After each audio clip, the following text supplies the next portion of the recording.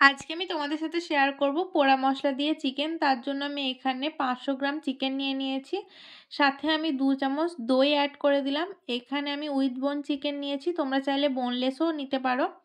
দেন দইটা ম্যারিনেট করে আমি 1.5 ঘন্টা মতো রেখে দিয়েছিলাম। এদিকে দেখো আলু, টমেটো, রসুন আর পেঁয়াজ আমি নিয়ে নিয়েছি, আর সাথে আমি কিছু মশলা নিয়ে নিয়েছি, যেমন শুকনো লঙ্কা, ধনে, জিরে আর তেজপাতা।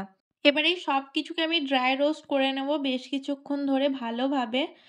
তো চলো দেন এটাকে গুঁড়ো করে রেখে দেব। তারপরে আমি একে একে যে সমস্ত সবজিগুলো দেখিয়েছিলাম ওগুলো সব ভালোভাবে পুড়িয়ে নেব। এখানে আদাটা আমি কাঁচা ইউজ করেছি, বেটে পোড়াইনি, কারণ আদা পোড়ালে তেঁতো লাগে সেই জন্য।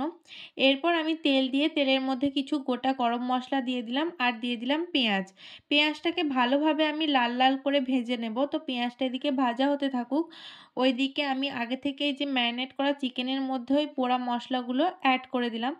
এবার চিকেনগুলো এর মধ্যে অ্যাড করে দিচ্ছি। এবার জাস্ট এটাকে ভালোভাবে কষাতে হবে, আর কোনো কাজ নেই এখন। তো চলো এটাকে ভালোভাবে কষিয়ে নিই।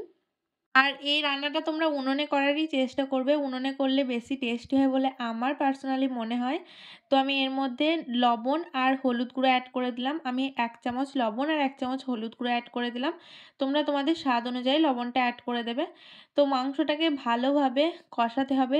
তারপর আমি এর মধ্যে ওই ভাজা মশলাটা অ্যাড করে দিলাম। আর যেহেতু প্রচণ্ড পরিমাণে রোদ ছিল, তো সেই কারণে অতটা ভালোভাবে দেখা যাচ্ছিল না। দেখো মাংসটা থেকে কতটা সুন্দর তেল ছেড়ে দিয়েছে।